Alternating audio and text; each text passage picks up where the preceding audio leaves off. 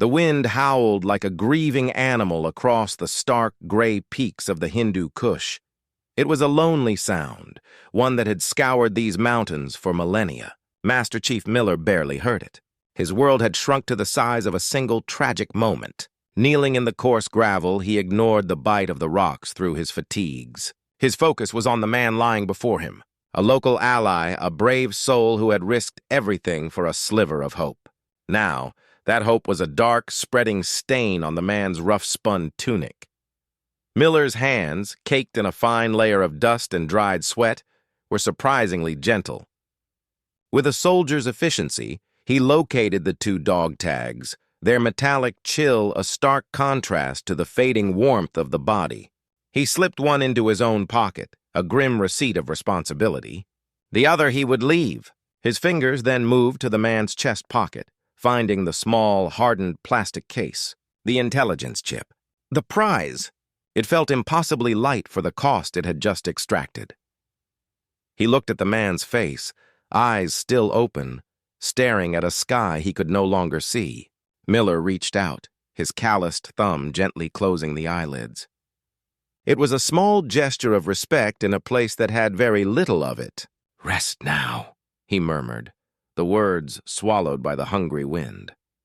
A sharp whistle cut through the air. It was Rico, their communications specialist, positioned a few meters away on a rocky outcrop. Rico held up a clenched fist, then pointed two fingers towards the valley below. The signal was clear. Movement. Enemy movement. The four-man SEAL team, callsign Valkyrie, moved as one organism. There was no panic, only a fluid, practiced urgency. They had just minutes, maybe seconds. The mission was compromised the moment their ally was shot. The intel chip was vital. A map to a gathering of high-level terrorist facilitators. But it was worthless if it didn't get back to command. "Doc?" Miller's voice was a low growl. The team medic, a solid man with calm eyes, was already scanning the terrain. "We need to get to the exfil point. Fast. They know we're here." They descended the rocky slope with a speed that defied the treacherous footing. Each man was a master of his craft, their movements economical and precise. For 10 minutes they pushed hard, putting distance between themselves and the death they had left behind. The planned extraction point was a flattish area, another click away, a place where a chopper could get in and out quickly. But as they rounded a jagged bend in the trail, the world exploded. It wasn't just sporadic gunfire. It was a coordinated wall of lead. The sharp, distinctive crack of AK-47s was punctuated by the heavier, slower thump of a PKM machine gun. Muzzle flashes winked at them from the high ground on three sides. They had not just been followed, they had been herded. This was a well-laid trap, and they had walked right into the heart of it. "Contact front! Left flank! Right flank!" Rico yelled, his rifle already barking a response. The team dove for cover, finding meager protection behind a scattering of large boulders. They were in a kill zone, a perfect U-shaped ambush. Bullets whined as they ricocheted off the stone, filling the air with lethal, buzzing fragments. Miller pressed himself against the cold rock, his mind racing. They were outnumbered, outgunned, and positioned in the worst possible place.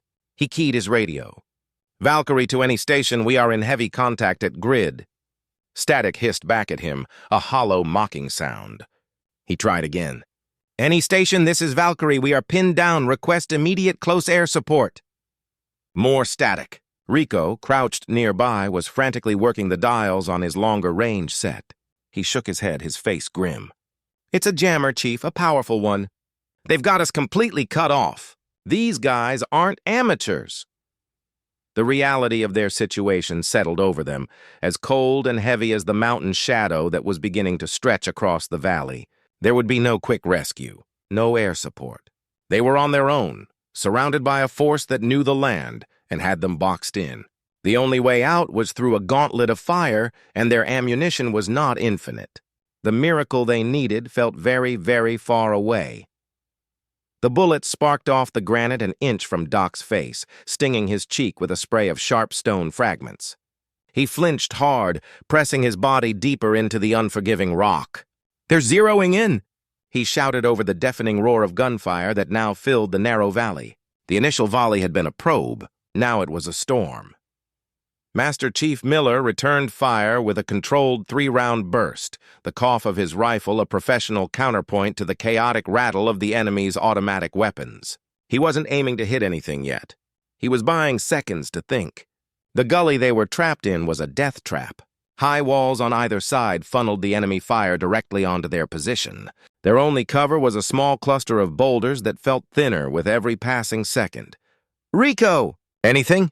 Miller yelled, ejecting a magazine and slamming a fresh one home with a practice slap. Rico, crouched low, had his rifle slung and was desperately working the knobs on his radio pack. The static was a physical presence, a wall of electronic noise. "Nothing, Chief. It's a full-spectrum jammer. They're blanketing every frequency. We're ghosts out here." The frustration in his voice was edged with a sliver of fear. For a communications specialist, being cut off was a special kind of hell. A new sound joined the cacophony, the high-pitched whine of an engine straining in low gear. Miller risked a glance over the rock. His blood ran cold. 2 technical vehicles, battered pickup trucks with heavy machine guns mounted in their beds, were bumping their way along a ridge above them. They were maneuvering for a perfect enfilade shot, a line of fire that would rake their entire position. The men manning the guns were whooping, sensing an easy victory. "We cannot stay here," shouted Joker, the team's point man and sniper. He was trying to find a clean shot, but the angle was impossible. "They get those trucks in position and it's over." "Doc, status on ammo?" Miller barked, firing another burst to keep the advancing infantry on the left flank honest. Doc, while keeping pressure on the leg wound of their teammate, Switch, did a quick mental calculation. "Rifle mags, maybe 2 each. Light on grenades. Switch is stable, but he's not walking out of here." The weight of command settled on Miller's shoulders like a lead coat. There were no good options. A frontal assault up the slopes against a dug-in enemy was suicide. Staying put was a slower but just as certain death.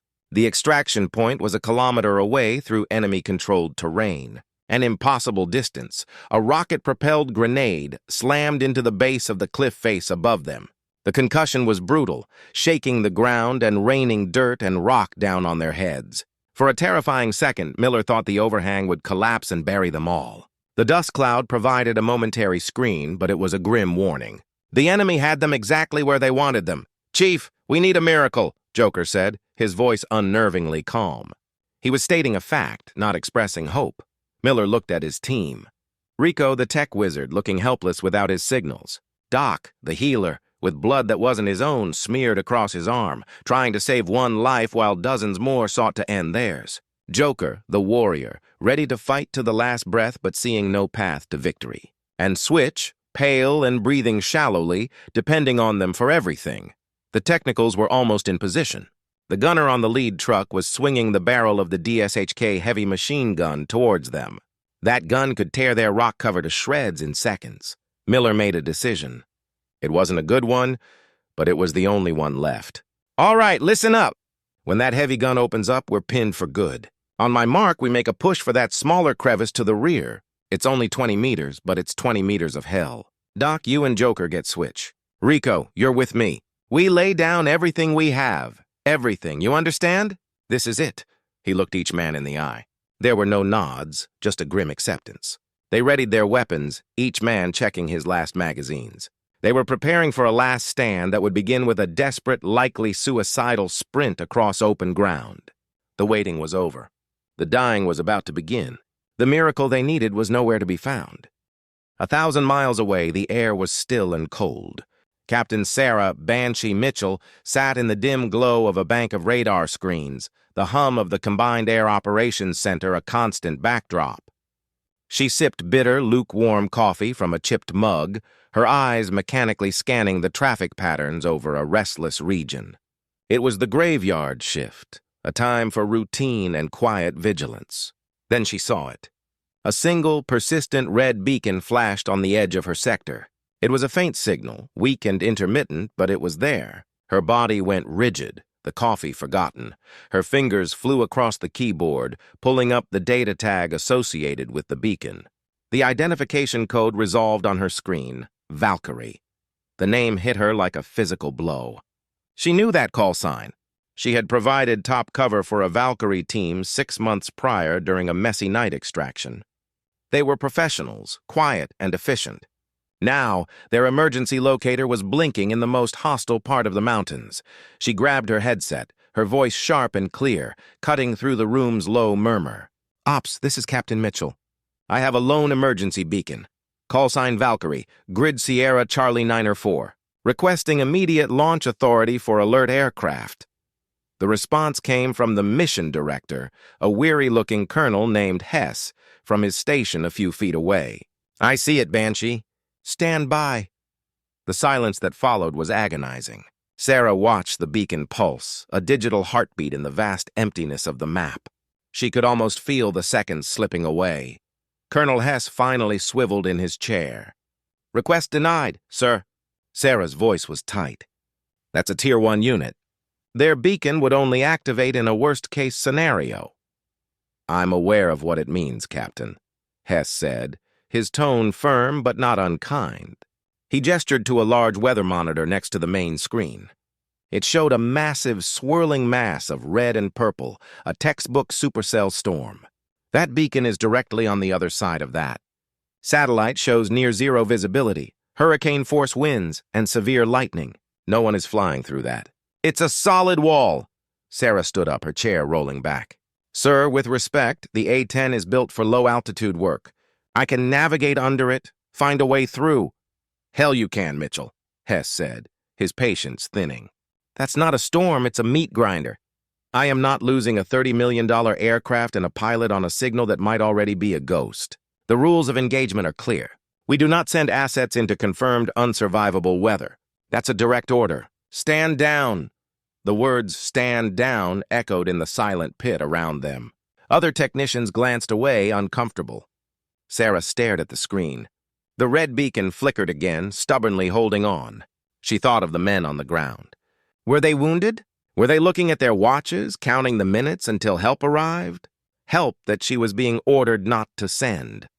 She thought of her aircraft, Angel of Death, sitting on the alert pad, fueled, armed, and ready. Its thick wings could handle turbulence that would tear a fighter jet apart. Its pilot could handle the rest.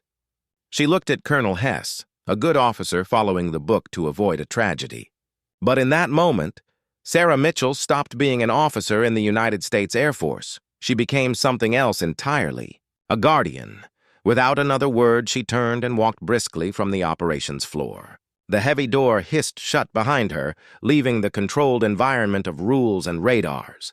Her footsteps echoed in the sterile hallway, each step a decision cemented. She wasn't going to the briefing room. She was going to her jet. The storm was a problem of physics, not policy, and problems of physics were meant to be solved. The night air on the tarmac was a physical shock after the climate-controlled ops center.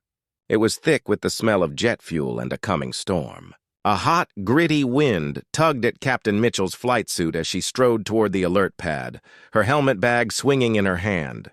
The two A-10s sat like sleeping dragons under the arc lights, their dark green camouflage absorbing the glow. Her crew chief, a senior master sergeant named O'Malley, was doing a final walk-around on her assigned aircraft, tail number 780687, the Angel of Death. He saw her coming, his face initially showing routine readiness. Then he saw the look in her eyes. It was a look he'd seen only a few times in 20 years. A look that meant the book was about to be thrown out the window. "Captain," O'Malley said, his voice cautious, "we don't have a launch order. The horn's been quiet." "We have one now, Sergeant," Mitchell said, her voice leaving no room for debate. She dropped her bag and started pulling on her survival gear with practiced, hurried movements. "Get the ground power unit connected. I need full systems now." O'Malley didn't move. "Ma'am, I need to see the frag order. My orders come from the tower." He was a man who lived by checklists and procedures. They kept people alive. Mitchell stopped, turning to face him fully. The wind whipped a strand of hair across her face. "There are 4 men on a mountain, O'Malley. SEALs. Their beacon is lit. Command says the weather between here and there is too hot. They've written them off." She gestured to the ominous, lightning-flickered darkness to the east. "I haven't." The conflict warred on the chief's weathered face.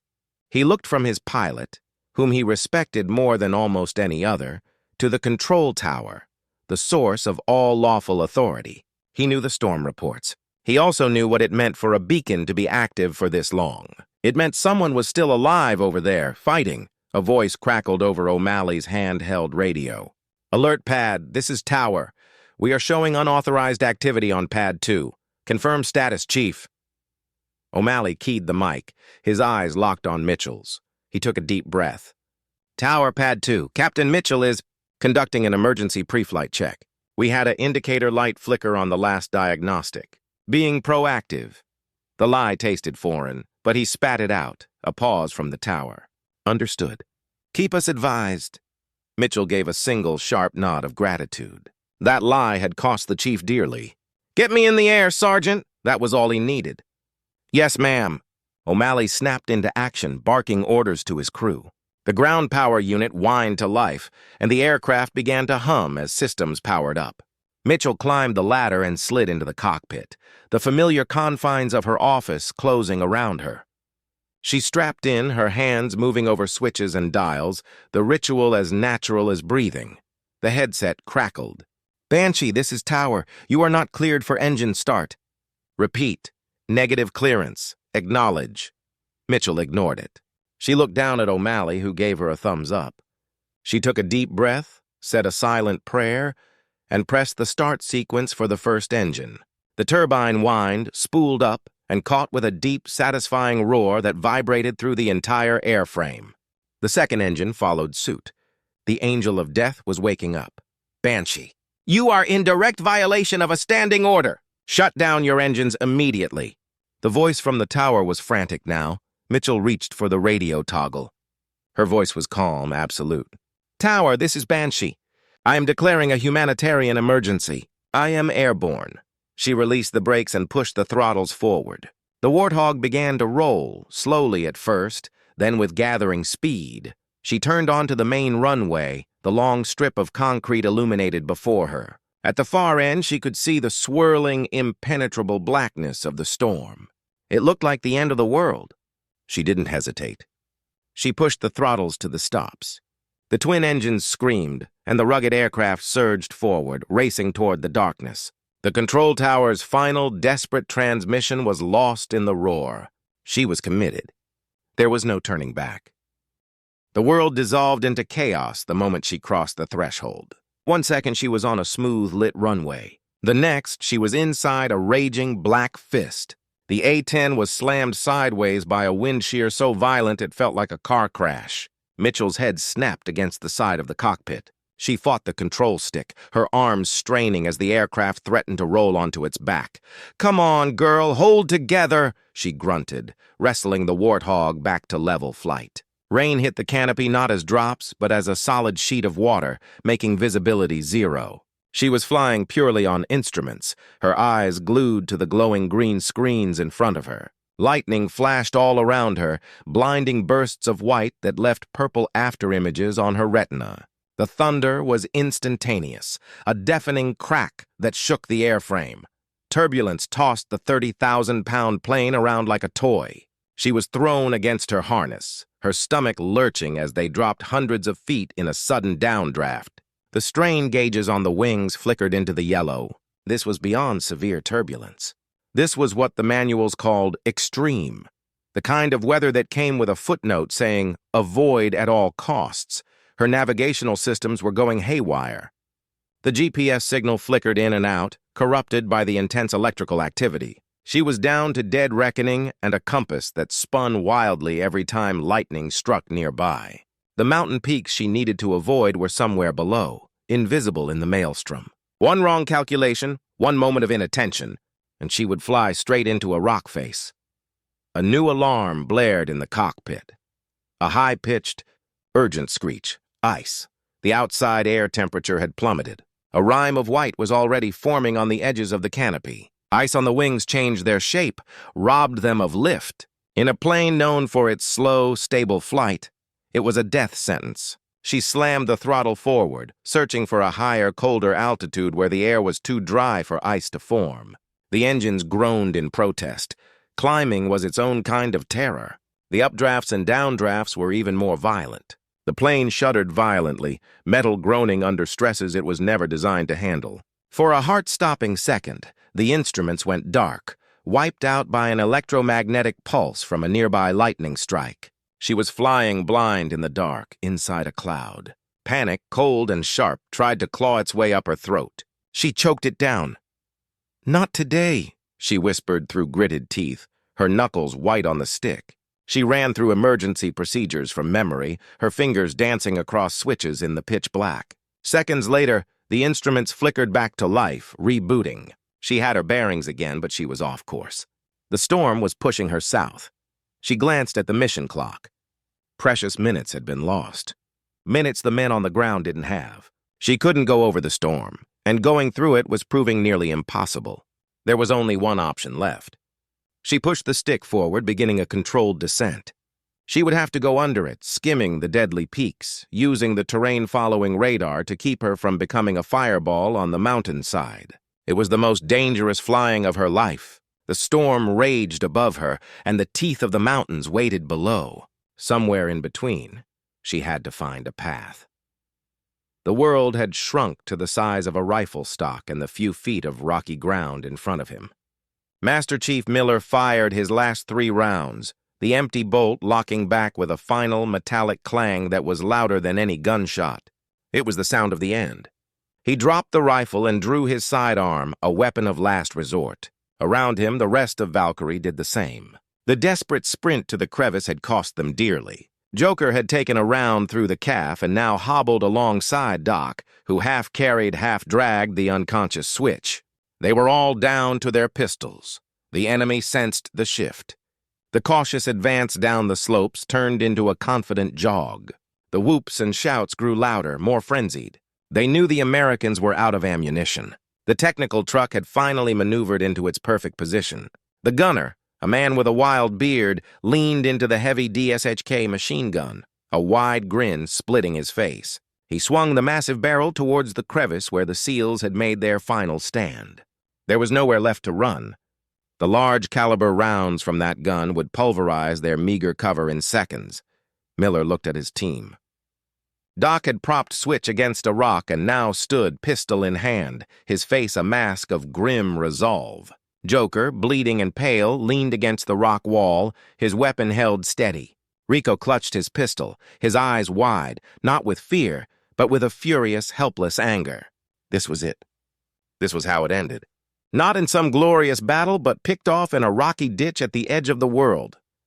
"It's been an honor, gentlemen," Miller said, his voice rough but clear. There were no grand speeches. They were beyond that.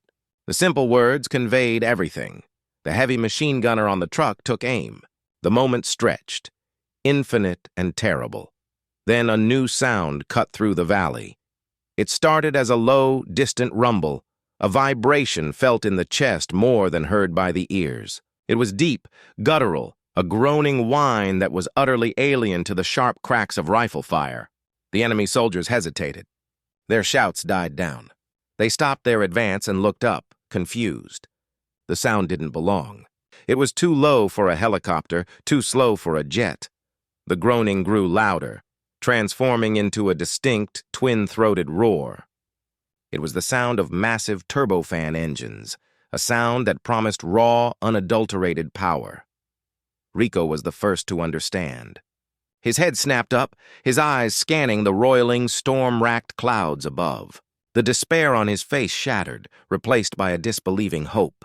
That's no helicopter," he breathed. Then his voice rose to a shout, raw with emotion. "That's a warthog." "That's an A-10." Miller looked up. He saw nothing but clouds. But the sound was unmistakable now, growing closer, descending. It was the sound of vengeance. It was the sound of a miracle they had stopped waiting for. The enemy gunner on the technical, suddenly uncertain, swung his heavy machine gun away from the SEALs and upward, searching the sky for the source of the terrifying noise. The battle on the ground had frozen. Every man, American and enemy alike, was now looking to the heavens. The cavalry wasn't coming over the hill. It was screaming down out of the storm. The clouds directly above the valley seemed to boil. Then they tore apart. A dark, angular shape dropped through the gloom like a bird of prey, its wings slicing through the turbulent air. It was slow, purposeful, and utterly menacing. The A-10 Thunderbolt II, its distinctive shark-like nose pointed directly at the enemy positions, seemed to hang in the sky for a moment, a predator surveying its kill zone. Inside the cockpit, Sarah Mitchell's world was a symphony of data. The terrain-following radar painted the valley floor in glowing green lines. Her targeting pod, slaved to the GPS coordinates of the SEAL's last known position, swept the area. There, she saw the heat signatures of the 4 clustered figures in the crevice, and she saw the dozens more, spread out along the ridges and concentrated around the 2 technical vehicles. The image was crystal clear. The storm was behind her now. She had a clear shot. Her voice, calm and unnervingly steady, broke the silence in the SEAL's crevice. It came through on a frequency the enemy jammer couldn't touch. "Valkyrie, this is Banshee. I have you visual. Mark your position with IR strobes. The party is about to start." Rico fumbled in his pack, his hands shaking with adrenaline and relief. He pulled out an infrared strobe light, activated it, and placed it on a rock at the entrance to their crevice. To the naked eye, it was invisible. To Banshee's targeting pod, it was a beacon as bright as a lighthouse. The enemy, recovering from their shock, understood the new threat. The gunner on the lead technical truck swung his heavy machine gun away from the SEALs and upward, tracers arcing towards the diving aircraft. It was a futile, desperate act. Mitchell saw the tracer fire. It only helped her aim. She centered the pipper on her heads-up display over the truck. The targeting computer chirped, indicating a lock. Her thumb hovered over the red trigger on her control stick. The A-10 wasn't just an airplane. It was a flying gun, and the GAU-8 Avenger cannon was its soul. "Valkyrie, keep your heads down," she said, her voice flat and professional. Then, she squeezed the trigger. The sound was not a mere gunshot. It was the air itself being torn into shreds. A deep, earth-shattering "BURT!" roared across the valley, a sound so powerful it felt like a physical blow. The cannon fired 70 30mm rounds per second. From the ground, it looked like a straight line of divine wrath reaching down from the sky. The stream of depleted uranium shells walked directly up the ridge and found the technical truck. The vehicle didn't just explode, it disintegrated. One second it was there, the next it was a fireball of vaporized metal and fuel. The gunner, the driver, the truck itself were simply erased from existence. The second technical vehicle, parked 50 meters away, began to frantically reverse. The driver panicked, swinging the truck around in a cloud of dust to flee. Mitchell gently nudged the control stick. The nose of the Warthog tracked the movement with terrifying precision. Another short, brutal "BURT!" and the second truck erupted into a ball of flame, its chassis torn in half. Silence descended, but it was a new kind of silence. The deafening cannon fire had stopped, but the valley now echoed with the crackle of burning vehicles and the stunned cries of the surviving enemy fighters. They were no longer hunters. They were prey, caught in the open. Mitchell pulled back on the stick, the G-forces pressing her into her seat as the A-10 climbed for another pass. "Valkyrie, Banshee, heavies are neutralized. I'm making a cleaning run on the ridge lines. Stay deep. The surviving enemy soldiers broke." The sight of their heavy weapons being annihilated in seconds shattered their will to fight. They scrambled down the back slopes of the ridges, fleeing into the mountains. The battle was over. The miracle had arrived, and it had a very specific, very loud voice. The sudden silence was the most profound sound Master Chief Miller had ever heard. The relentless crack of gunfire, the whine of bullets, the shouts of the enemy, all of it was gone, replaced by the whisper of the wind and the distant, hungry crackle of burning vehicles. He slowly, cautiously, raised his head above the rock that had been their tomb. The ridges above were empty, save for the black, smoking scars where the technicals had been. A few figures could be seen scrambling over the far crest, desperate to put distance between themselves and the angel of death that now owned the sky. The familiar, comforting thump-thump-thump of helicopter rotors grew from the west. 2 MH-60 Pave Hawks, sleek and purposeful, emerged from the fading storm clouds. They descended into the valley with professional grace, kicking up a storm of dust and pebbles. The side doors slid open, revealing para-rescue jumpers, their medical kits at the ready. The rescue was swift and efficient. Doc and the PJs worked together, carefully loading the wounded Switch onto a litter and then into the waiting helicopter. Joker, his leg now properly bandaged, hobbled aboard with a helping hand. Rico gave one last look at the scarred battlefield, a grim smile on his face before climbing in. Miller stood for a moment longer, his boots planted in the dirt that had nearly become his grave. He looked up.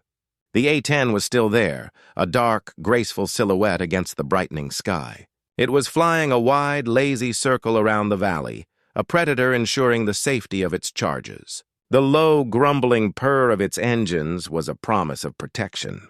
He could almost feel the pilot's eyes scanning the terrain, watching over them until the very last second. He keyed his radio, his voice thick with an emotion he rarely showed. "Banshee, this is Valkyrie Actual."